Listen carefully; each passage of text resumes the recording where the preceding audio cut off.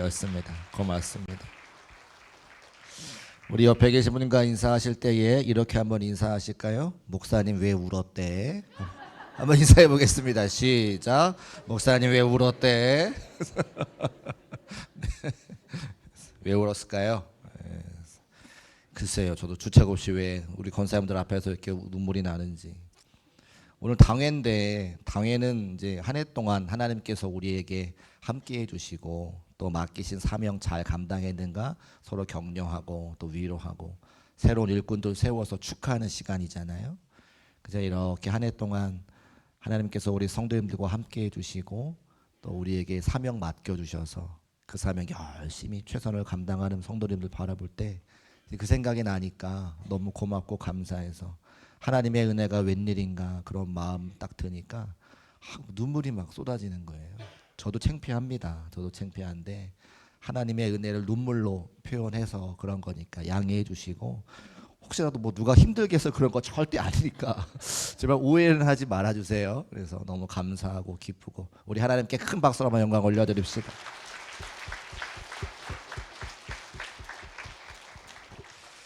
제가 요즘 머리가 좀 하얘지고 있습니다. 어떤 분이 중국교회 와서 여러 가지 사역으로 고생해서 머리가 하얘지는 건 아니냐 이렇게 말씀하는 분 계신데요. 그런 거 아니고 제가 이제 머리가 하얘질 나이가 됐습니다. 그래서 하얘지는 거고, 그런 제가 머리가 하얀 모습을 보면서 우리 교회 성도님들 중에 어르신들이 제가 생각이 났어요. 백발이신 분들. 어떤 생각이 드냐면 참 존경스럽고 제가 또 그분들이 되게 부러운 생각이 듭니다. 왜냐하면 자녀분들 다 공부시키시고 또 시집장가 다 보내시고 또 평안한 노년의 삶을 보내시는 모습 볼 때에 이제 아이들 이제 학교 보내고 가르치고 시집장가 보내야 되는 저의 입장에서는 그 시간들을 이렇게 평안하게 지내오신 우리 어르신을 볼 때마다 참 존경스럽고 대단하시다, 또 부럽다, 이런 생각을 제가 하게 되거든요. 성경에 보니까 잠언 16장 31절 말씀에 백발은 영화의 면류가 아니라 공의로운 길에서 얻으리라 이렇게 기록하고 있습니다. 백발은 영광의 면류관이라는 거예요. 그래서 우리가 이렇게 인생길을 지나오면서 하나님의 은혜로 우리가 이렇게 살아왔고 그 은혜의 결과가 머리가 백발인 것을 제가 말씀을 통해 알게 되었다. 이제 그 말씀을 제가 드리는 겁니다. 또 성경에 보니까 오늘 우리가 함께 읽은 본문 말씀 가운데 시므온이라고 하는 사람 나오는데, 이분은 아마 머리가 허연 백발이신 그런 노인 분이신 걸로 제가 알고 있죠. 이분이 참 우리가 부러워할 만한 분이신데 어떤 것이 부러워할 만한가, 제가 세 가지로 말씀 보니까 요약할 수 있을 것 같아요. 첫 번째는 이분이 노인의 삶을 살아오면서 어떻게 살아오셨는지 성경이 세 가지 단어로 그 시므온을 이야기하고 있습니다. 첫 번째는 의로운 사람이고, 두 번째는 경건한 사람이고, 세 번째는 기다리는 사람이다. 그게 제가 부럽더라고요. 두 번째는 이 성경이 쓰여지는 당시에 성령께서 이 시므온과 함께하고 있는 것을 본문을 통해 확인할 수 있습니다. 성령과 함께하고 성령이 인도해 주시고 성령이 그 삶을 지켜주시기 때문에 부러운 인생이다, 제가 이렇게 이야기할 수 있다는 거죠. 세 번째는 그가 오랜 시간 동안 노년이니까요, 노인이니까요, 오랜 시간 살아오면서 그의 결론이 너무나 훌륭하다는 거예요. 그래서 그 결론을 하나님의 말씀으로 훌륭하게 우리에게 증거하고 있어서 제가 이 시므온 읽을 때마다, 묵상할 때마다 참 부러운데, 우리가 시므온을 부러워할 게 아니라 우리 스스로가 시므온과 같은 사람이 되어서, 시므온과 같은 신앙인들이 되어서 많은 사람들에게 부러움도 사고 또 칭찬과 또 격려를 들을 수 있는 우리 중국교회 모든 성도의 삶이 되시기를 주의 이름으로 축복합니다. 그래서 이 세 가지를 한번 어떤 것인지 한번 살펴보려고 하는데, 25절 말씀 화면에 올려주시고 우리 같이 한번 읽어보겠습니다. 시작. 예루살렘에 이 사람은 의롭고 경건하여 이스라엘의 위로를 기다리는 자라. 성령이 그 위에 계시더라. 아멘. 이 시므온의 삶을 요약해 보니까 예루살렘에 살고 있고 이름은 시므온이고 의롭고 경건하고 위로를 기다리는 사람이다, 이렇게 기록하고 있습니다. 여러분, 의로운 삶은 어떤 삶입니까? 무엇을 우리가 의로운 삶이라고 말할 수 있죠? 하나님의 기준을 따라가는 사람을 우리가 의롭다라고 표현할 수 있을 것 같아요. 우리는 무언가를 따라가는 사람들입니다. 어떤 사람은 법에 따라 살고요. 어떤 사람은 의리에 따라 살고요. 어떤 사람은 도리에 따라 살고, 어떤 사람은 자기 주먹을 믿고 따라가는 사람이 있고, 어떤 사람은 돈과 명예를 따라가는 사람이 있습니다. 근데 우리는 세상 사람들과 달리 하나님의 기준 따라가는 삶인 것을 믿으시기를 주의 이름으로 축복합니다. 하나님의 기준은 그럼 뭐예요? 말씀이죠. 말씀. 하나님의 말씀을 따라가는 사람을 의롭다라고 이야기합니다. 의로움의 결론이 무엇입니까? 우리가 전혀 의롭지 않고 죽을 수밖에 없는 영혼들이었는데 우리를 사랑하셔서 예수 그리스도를 보내주시고 그 하나님의 의가 예수 그리스도에 우리에게 와서 의로움으로 여겨진 사람들이 다 어디를 가는 거예요? 천국에 가는 겁니다. 하나님의 품 안에 안기는 거죠. 그래서 하나님의 기준, 말씀 따라 사는 사람이 그 사람이 의로운 사람이고 그 결론으로 우리를 하나님의 품에 안아주시는 것을 우리가 기억하고 있어야 되는 거죠. 그런데 하나님의 기준, 말씀에 따라 사는 삶이 한 번만 그렇게 삶을 산다고 의로운 사람 될 수 있습니까? 그렇지 않다는 거예요. 내가 하나님 말씀 순종해야지 결단하고 그 순종하는 행동이 계속해서 이어지는 삶을 우리가 의롭다고 이야기하는 거지, 한 번의 결단과 한 번의 순종으로 의롭다고 절대 말할 수 없다고 하는 거죠. 그렇다면 이 시몬이라고 하는 노인이 지금 성경이 그를 의롭다고 이야기하는 것은 하나님의 말씀을 내가 따라가야 되겠다, 순종해야 되겠다 결심하고 그의 오랜 삶의 자리에서 하나님 말씀 순종했기에 그가 의로운 사람이로 칭찬받는 것을 말씀을 통해 알 수 있다는 겁니다. 저는 우리 중국교회 성도님들께 바라고 소원하는 것이 있다라면 시므온만 부러워할 것이 아니라 우리 모두도 의로운 자가 되어서 하나님의 말씀 따라 순종하여서 또 그 삶이 한 번뿐이 아니라 영원히 계속되어서 많은 사람들에게 인정받고 하나님께 인정받을 수 있는 의로운 사람 되시기를 주님의 이름으로 축복합니다. 이게 시므온이 부럽다는 거예요. 두 번째, 그는 경건한 사람이라고 성경에 기록하고 있는데 경건함은 무엇입니까? 우리 신앙의 전체를 표현하는 것이죠. 경건한 사람이 하나님 앞에 나아갈 수 있고 경건한 사람이 하나님과 교제할 수 있게 되는 거잖아요. 그러니까 경건함은 우리 신앙의 모든 것을 표현하는 겁니다. 그리고 이 경건함을 우리가 조금 더 잘 해석해 보자면 헌신된 자라고 이야기할 수 있을 것 같아요. 경건이 곧 헌신이죠. 그런데 헌신이라고 이야기할 때에 세상에 대한 헌신이 있을 수 있고 하나님에 대한 헌신이 있을 수 있습니다.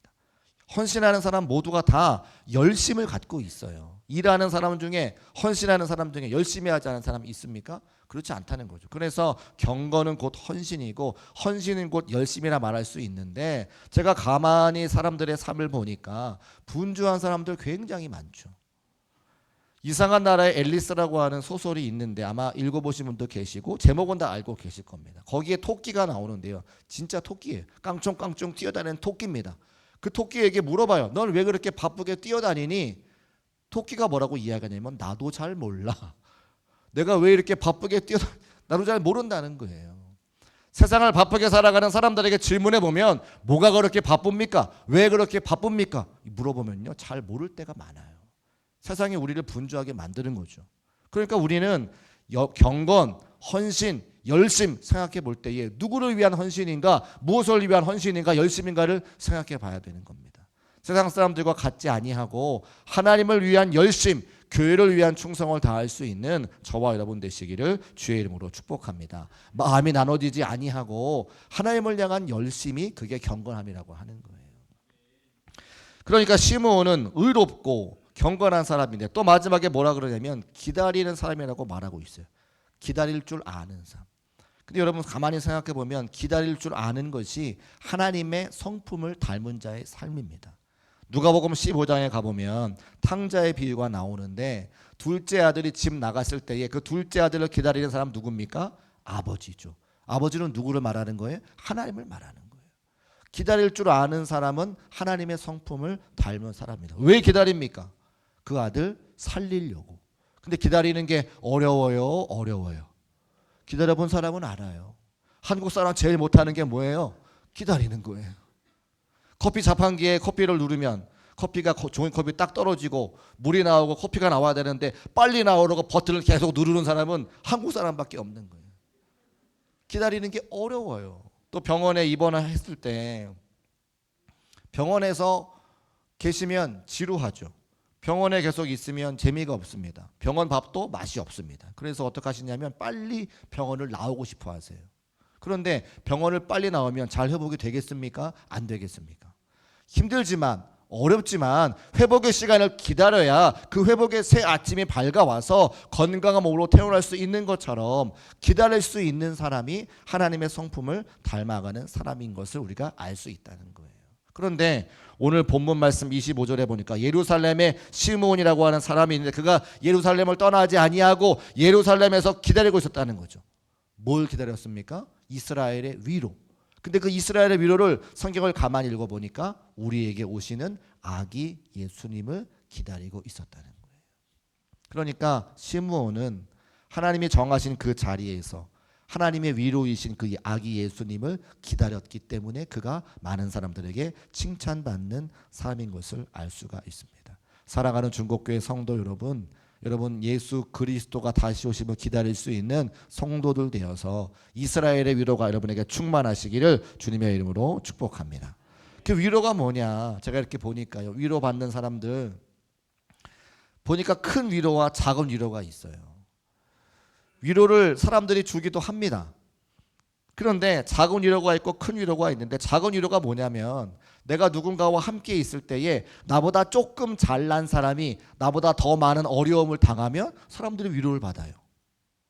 다시 말씀드려볼까요? 나보다 조금 형편이 좋은 사람이 나보다 더 극심한 어려움을 당하면 내가 위로를 받아요. 근데 이거는 작은 위로인 거예요. 질이 좋지 않은 위로. 큰 위로는 뭐냐? 나를 알아주는 사람이, 나와 함께 있는 사람이 대단한 사람인데 그 대단한 사람이 나를 알아줄 때에 나와 함께 어려움의 시간을 견뎌줄 때에 그럴 때 큰 위로를 받는다는 거예요. 여러분 세상의 위대한 사람보다 하나님이 더 위대하지 않으십니까? 하나님의 위로가 가장 큰 위로가 되지 않겠습니까? 하나님이 세상을 창조하시고 하나님이 우리의 창조주가 되시는데 그 하나님께 나를 알아주시고 나를 위로해 주시고 나와 함께 해주시는 것이 세상 사람들과 세상에 주는 위로보다 더 크지 않겠느냐 그 말을 하는 거죠. 시므온이 그 위로를 기다렸다는 거예요. 왜요? 이스라엘의 위로 예수 그리스도가 오심을 그가 기다렸기 때문에. 그래서 시므온이 이스라엘의 위로를 기다리는 것처럼 세상이 우리에게 줄 수 없는 하늘의 소망과 그 위로를 기다릴 수 있는 중국교회 모든 성도의 삶이 되시기를 주의 이름으로 축복합니다. 또 이 위로라고 하는 단어를 보니까요, 이 세 가지 뜻이 있어요. 하나는 이렇게 부르는 겁니다. 이렇게 이스라엘의 위로를 이야기할 때 그 위로가 뭐냐면 소환한다는 거예요. 예를 들면 법정에서 이제 재판 받아야 되니까 언제까지 오시오, 이런 소환, 이게 위로라고 하는 거죠. 이게 왜 위로가 되느냐? 하나님이 우리를 부르시는 게 위로가 된다는 거예요. 세상에 얼마나 많은 사람들이 있습니까? 근데 그 중에 하나님이 여러분들을 콕 집어 여러분을 불러주시는 게 그게 위로가 된다는 거죠. 두 번째, 또 이것이 권면과 훈계라고 하는 뜻이 있는데 하나님의 권면과 훈계를 들을 때 우리가 위로가 되는 것은 말씀과 상관없는 삶을 살아갈 때에 우리를 불러주셔서 우리를 훈계하시고 우리를 권면하시사 우리가 죽음 가운데 걸어가는 것이 아니라 새로운 생명을 얻을 수 있도록 우리의 삶의 자리를 뒤바꿔 주시기 때문에 그게 위로가 될 수 있다는 거예요. 그러니까 우리를 불러주시고 하나님의 말씀으로 우리를 변화시켜 주셔서 생명의 길을 걸어가게 하시는 바로 그것이 하늘의 위로인 것을 오늘 말씀을 통해 알 수가 있습니다. 하나님께서 여러분을 부르실 때에 감사함으로 받으시기를 주의 이름으로 축복합니다. 하나님 여러분이 말씀하실 때에 혹시 내 마음에 찔림과 아픔이 있다 할지라도 그 말씀이 나에게 생명을 주시는 것을 기억하고 그 말씀을 통해 참된 위로 얻을 수 있는 우리 모두가 되시기를 주의 이름으로 축복합니다. 이게 첫 번째 시므온의 부러움이었다고 하는 거예요. 그럼 두 번째 부러움이 뭐냐? 이 시므온이 살아가는 날들 동안 성령께서 그와 함께 하셨다고 말씀하고 있죠. 25절 끝에 보니까 성령이 그 위에 계셨다라고 말씀하시고 26절과 27절에 성령의 지시를 받고 성령의 감동으로 성전에 들어가게 되었다 기록하고 있어요. 26절과 27절을 같이 한번 읽어보겠습니다. 시작. 그가 주의 그리스도를 보기 전에는 죽지 아니하리라 하는 성령의 지시를 받았더니 성령의 감동으로 성전에 들어가매 마침 부모가 율법의 관례대로 행하고자 하여 그 아기 예수를 데리고 오는지라. 아멘. 25절과 26절과 27절에 성령이 3번 강조가 되죠. 25절에는 성령이 그 위에 계시니라. 26절에는 성령의 지시를 받고 27절에는 성령의 감동으로 성전에 들어가게 되었다. 그러니까 이 시몬에게 우리가 말하는 성령 충만의 은혜가 있었던 것을 알 수가 있습니다. 여러분, 성령 충만하십니까? 아멘이세요? 네, 대답 잘 못하실 수 있습니다. 우리 한국교회가 성부, 성자, 성령 삼위일체인데 성부, 성자, 성경을 가르치던 교회이기 때문에 그래요. 근데 괜찮습니다. 앞으로 저와 함께 신앙생활하면서 이 성령의 은혜가 회복되어지는 은혜가 있으시기를 주의 이름으로 축복합니다. 제가 중국교회 올 때 일인데요. 저는 중국교회 올 줄 알았어요.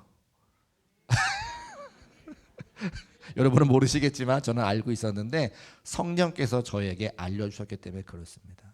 제가 과정을 지나오면서 새벽에 기도할 때 하나님께서 저에게 물으셨습니다. 기도하는 중에 박 목사, 목회가 뭔가? 목회가 여러 가지로 정의할 수 있지만 저는 말씀의 꼴을 성도들에게 먹이는 걸 목회라고 생각합니다. 말씀을 잘 준비해서 성도들께 드리는 게 목회자가 해야 되는 가장 첫 번째 사명이라고 제가 알고 있어서 하나님, 목회를 물어보셨으니까 말씀을 잘 전하는 것이라 생각합니다. 두 번째 질문, 그러면 목회를 잘할 수 있는가? 그 말은 뭐예요? 말씀을 잘 전할 수 있는가 저에게 물어보셨는데 잘하고 못하고 누가 평가하시는 거예요? 하나님 평가하시는 거니까 하나님의 그 평가에 제가 잘했다고 말하기가 못하겠더라고요. 하나님이 평가하시는데 하나님 마음에 합하게 제가 할 수 있을까? 자신이 없었어요. 답을 못하고 있는데 제 머릿속에 환상이 하나 생각이 났어요. 저희 어머니가 생각이 났는데 저희 어머니가 목사님이시잖아요. 목사님 되시기 전에 집사님이실 때 교회 집에서 목장을 했습니다. 소를 키웠어요. 동물을 키워보시는 분들은 아시지만 동물에 밥을 줘야 동물이 삽니다. 소는 아침과 저녁을 먹어요. 목장하는 분들의 주로 업무가 뭐냐면 일과가 뭐냐면 하루 종일 소밥 만드는 거예요. 풀을 베거나 사료를 주거나 볏짚을 잘 김장처럼 만들어가지고 그 소가 배고프지 않도록, 배고프면 울거든요. 제 기억에 어렸을 때 365일 부모님과 함께 어디 가본 적이 없어요. 왜요? 소밥을 줘야 되니까. 근데 어머니가 하루도 빠짐없이 그 소밥 주는 것을 성실하게 하셨어요. 제가 그 머릿속에 그게 딱 생각이 나면서 하나님께 그런 대답을 드려요. 하나님, 목회를 잘하고 못하고를 하나님 평가하시는 거니까 제가 감히 잘할 수 있다고 말씀 못 드릴 것 같습니다. 그런데 제 어머니가 소들에게 밥을 주기 위해서 하루 종일 수고하여 최선 다하여 소밥을 거르지 않고 준 것처럼 제가 사랑하는 성도들에게 말씀의 꼴을 먹이려고 최선은 다할 수 있을 것 같아요. 충성은 다할 수 있을 것 같아요. 말씀드렸어요. 그리고 환상이 없어졌습니다. 그리고 이제 중국교회 청빙 과정 하면서 제가 중국교회 담임으로 가겠구나 제 마음에 확신이 있었습니다. 그리고 나서 중국교회 왔을 때에 제가 일주일에 11번 설교했어요. 안 놀라실 줄 알았어요.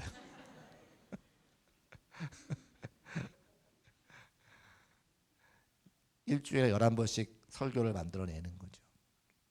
그렇게 2년을 살았는데 하나도 힘들지 않았습니다. 너무 기뻤습니다. 감사했습니다. 말씀이 들어가고 말씀대로 회복되어지고 말씀대로 되어지는 역사를 바라보는 게 너무 기쁘더라는 거예요. 오늘도 아까 함께 기도하면서 울었던 것은 그 하나님의 일하심이 제가 알고 있기 때문에, 그 하나님의 일하심이 눈으로 보여지기 때문에 감사할 수밖에 없는 거죠. 이게 성령의 은혜고 성령의 체험인 거예요. 여러분들의 삶의 자리에 갈림길이 있을 때 하나님께서 여러분에게 말씀하십니다. 그 말씀에 귀 기울일 수 있는 성도들의 삶이 되시기를 주의 이름으로 축복합니다. 하나님은 살아계시고 인격적이셔서 우리에게 어떤 방식으로든 말씀하고 계세요. 그 충만함을 경험한 사람, 그 충만함을 사모하는 사람들에게 하나님께서 어떠한 방법을 통해서도 말씀해 주시고, 그것을 우리는 성령 충만이라고 이야기하죠. 시므온이 성령 충만했던 것처럼 우리 중국교 모든 성도들의 삶의 자리에서도 성령의 충만한 은혜가 있으시기를 주의 이름으로 축복합니다. 그렇게 성령의 인도하심 따라서 이스라엘의 위로이신 아기 예수님 만난 시므온이 어떻게 하냐면 그 아기 예수를 자기 품 안에 가지고 오는 거예요. 자기가 안는 겁니다. 그리고 나서 하나님을 향해서 찬송을 부르는데, 그렇지 않겠습니까? 은혜가 충만하고 성령이 충만한데 그 입술에서 찬송이 나오지 않겠어요? 그 찬송이 29절부터 32절까지 기록되어 있습니다. 우리 같이 한번 읽어볼까요? 시작. 주제여, 이제는 말씀하신 대로 종을 평안히 놓아주시는도다. 내 눈이 주의 구원을 보았사오니 이는 만민 앞에 예비하신 것이요 이방을 비추는 빛이요 주의 백성 이스라엘의 영광이니이다. 아멘. 주의 구원이, 이스라엘의 위로가 아기 예수님께 있다고, 이 예수님은 하나님께서 약속하신 세상의 빛이요 세상의 위로요 세상의 소망이라고 지금 이 시므온의 입술을 통해 찬양을 올려드리는 거예요. 그런데 우리가 맨 마지막으로 시므온이 부러운 것 하나 29절 말씀에 있어요. 29절에 이렇게 기록하고 있습니다. 주제여, 주여, 이렇게 하는 거죠. 이제는 말씀하신 대로 종을 평안히 놓아주시는도다. 예수 그리스도를 품 안에 안고 기도할 때에 하나님께서 나를 이제 놓아주시겠구나, 평안히 이 땅의 삶을 마치게 하시겠구나, 그 이야기를 하는 거예요. 그러면 반대로 생각하면 이제 나를 놓아주신다고 하는 것은 지금까지 하나님께서 시몬을 붙잡았다는 거예요. 붙잡았다는 거예요. 오늘 이스라엘의 위도이신 예수 그리스도를 품 안에 안기까지 하나님께서 그 시몬의 인생을 붙잡아 주셔서 여기까지 인도해 주시고, 그 은혜와 사랑에 감사하며 하나님께 찬송을 올려드리는 그 시몬의 모습이 너무 부러웠다고 하는 겁니다. 근데 부러워만 하지 마시고 사랑하는 중국계 모든 성도들의 삶의 자리를 하나님께서 딱 붙잡아 주셔서 하나님 앞에 감사와 찬송과 영광 올려드릴 수 있는 우리 중국계 모든 성도의 삶이 되시기를 주의 이름으로 축복합니다. 주님께 붙들려 사는 삶. 주님께 붙들려 살았던 사람 한 사람 소개하려고 하는데, 렘브란트라고 하는 화가입니다. 네덜란드가 자랑한 화가로서 미술사의 한 획을 그은 사람인데요. 특히 그분의 그림은 성경의 세계를 새롭게 해석하여 보여주고 우리에게 들려주기 때문에 많은 사람들이 좋아하는 화가입니다. 성경을 해석하는 설교자가 닮아야 될 모습을 구체적으로 보여주고 있는데, 이게 무슨 이야기냐면, 말씀을 전하는 저도 제가 살아왔던 인생의 경험이 성경에 녹아져서 제 살았던 경험들을 말씀드리는 게 은혜가 된다는 거예요. 화가들도 자기의 살아왔던 삶의 경험을 그림을 통해서 메시지를 전하는 거죠. 그래서 화가의 그림과 설교자의 설교는 사실은 비슷한 겁니다. 인생을 통해 하나님의 말씀을 보여주는 것, 인생을 통해 그림의 메시지를 전달하는 것. 근데 렘브란트가 자기의 삶의 고난과 어려움들을 통해서 그림을 통해 하나님의 말씀을 전해주기 때문에 사람들에게 존경받는 그런 화가인 거죠. 15살에 그림을 시작해서 22살에 화가로서의 가능성을 인정받고 암스테르담 시장의 딸과 28살에 결혼하면서 이제 그의 삶을 시작하게 되는데, 첫 번째 낳은 아들이 3개월 만에 세상을 떠납니다. 2년 후에 두 번째 자녀 딸이 태어나는데 몇 주 만에 또 그 목숨을 잃어버리고 맙니다. 그 이듬해에 세 번째 아들이 태어났는데 그 아들이 태어났지만 이제는 아내를 잃어버리는 거예요. 고난이 멈추지 않고 계속 이어지는 겁니다. 화가니까 그림을 팔아서 생계를 유지해야 되는데 어떤 그렸던 그림이 사람들에게 혹평을 받아가지고 더 이상 그 그림 때문에 먹고 살 수 없을 지경에 이르게 되는 겁니다. 결국 50세가 되던 해에 파산 신고한 다음에 모든 재산, 화가의 재산이 뭐가 있어요? 그림밖에 없는 거죠. 그것이 다 이제 경매 처분으로 넘어가는 겁니다. 그러다가 유대인 빈민촌으로 이주하게 되는데 그 아픔의 시간에 재혼한 두 번째 아내가 또 목숨을 잃고 말아요. 그의 나이 62세 때 하나 남은 아들이 결혼을 하지만 아들이 그 7개월 만에 이제 죽고, 며느리가 상복을 벗지 못한 상태에서 이 렘브란트의 손녀딸을 출산하죠. 하나 남은 아들도 목숨을 잃고 결혼했던 며느리가 출산하는데 아빠 없는 딸로 태어나는 거예요. 얼마나 고난으로 얼룩진 삶이었는가. 그래서 무너진 화가로서의 삶을 회복하지 못하고 63세 1669년에 세상을 떠나게 됩니다. 그의 작품 중에 최고 명작을 뽑으라면 사람들이 두 가지 작품을 좋아하는데 탕자의 귀향과 아기 예수를 아는 시므온이라고 하는 제목의 그림을 좋아합니다. 그림 한번 올려줘 보시겠어요? 아기 예수를 아는 시므온이라고 하는 작품이에요. 그런데 말씀드린 것처럼 화가도 자신의 인생을 그림에 투영해서 그림을 그리거든요. 아기는 예수님이니까 저 옆에 서 있는 검은색에 보이는 저 여성이 예수님의 어머니 마리아일 겁니다. 근데 저 마리아가 상복을 입고 있어요. 그럼 누굴까요? 자기의 며느리를 표현하는 거예요. 렘브란트에 남아있는 하나 아들, 그 아들이 결혼한 지 7개월 만에 죽고 상복을 입어서 아기를 출산해야 되는 그 며느리의 심정이 저 그림에 녹아져 있는 거죠. 그러면 저 할아버지는 누구를 이야기하는 겁니까? 자기를 이야기하는 거예요. 노년에 머리가 벗겨지고 백발이 성성한 렘브란트가 마지막 삶에 저 그림이 마지막 죽던 애 그린 그림이니까 자기의 삶이 저 시몬에게 투영되어져 있는 거죠. 아기를 안은 손을 보세요. 보통 아기를 안으면 이렇게 안게 되는데 손이 이렇게 되어 있습니다. 기도하는 손처럼 되어 있죠. 아기 예수를 품에 안고 경배하는 그 모습을 보여주고 있는 거예요. 렘브란트에게 하나님께서 말씀하셨다면 이렇게 말씀하지 않으셨을까요? 너의 인생이 참으로 고단하고 힘들고 어려운 삶이었지만 품 안에 아는 그 예수님 한 분만으로 이스라엘의 위로를 얻지 않았니? 이스라엘의 소망을 얻지 않았니? 그렇게 묻지 않으셨을까? 그런 생각을 해보게 되는 그림입니다. 주님이 오시는 성탄절에 누가복음 2장 시므온의 이야기를 배경으로 독일 루터교 음악 감독이었던 요한 세바스티안 바흐가 1727년에 작곡한 칸타타가 있습니다. 제가 고등학교 때 독일어를 배워서 독일말을 좀 읽을 수 있는데요. 이히하베 게누크라고 합니다. 이히하베 게누크. 이히하베 게누크가 뭐냐면 나는 만족합니다라고 하는 노래입니다. 근데 이 노래가 베이스 독창으로 이루어졌고 오보에와 현 등의 저음 반주를 중심으로 독특한 형식을 취한 노래인데 이 노래가 가사가 뭐냐면 시므온 아기를 안고 있는 이스라엘의 위로이신 그 아기를 안고 있는 시므온의 심정으로 만든 노래인 거예요. 제목이 이히하베 게누크 이제 저는 충분합니다. 왜요? 이스라엘 위로를 품에 안았기 때문에 예수 그리스도 한 분만으로 만족하는 그 삶을 사는 거죠. 네, 한번 들어볼까요?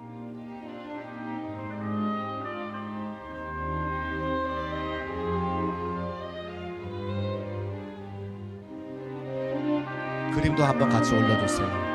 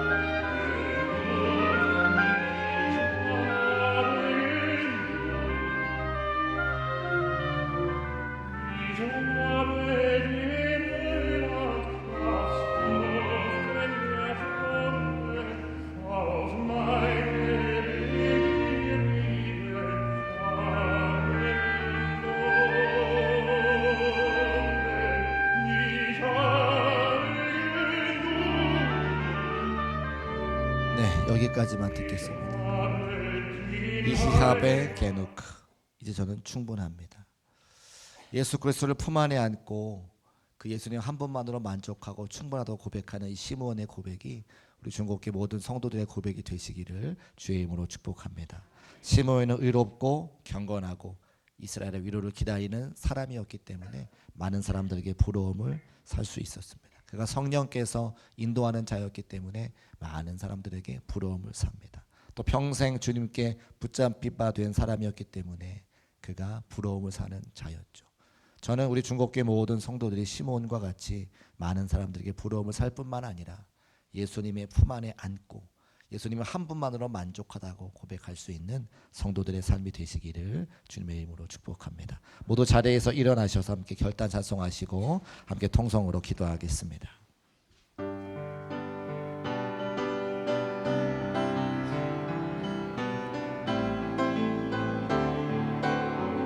나 주님의 기쁨 되기 원하네.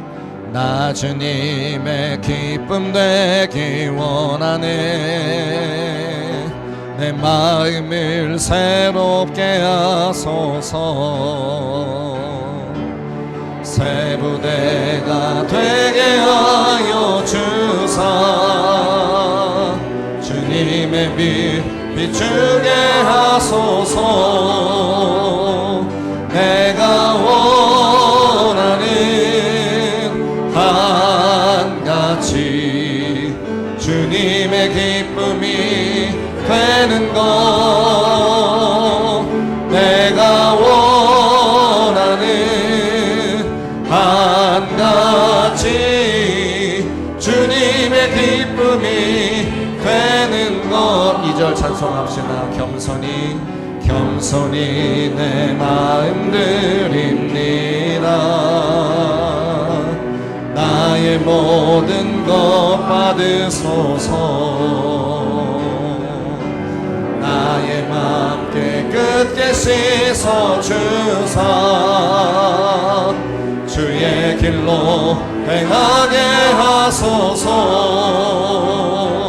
내가 원하는 한 가지 주님의 기쁨이 되는 것. 내가 원하는 한 가지 주님의 기쁨이 되는. 내가 원하는 한 가지. 내가 원하는 한 가지 주님의 기쁨이 되는 것. 내가 원하는 한 가지 주님의 기쁨이 되는 것.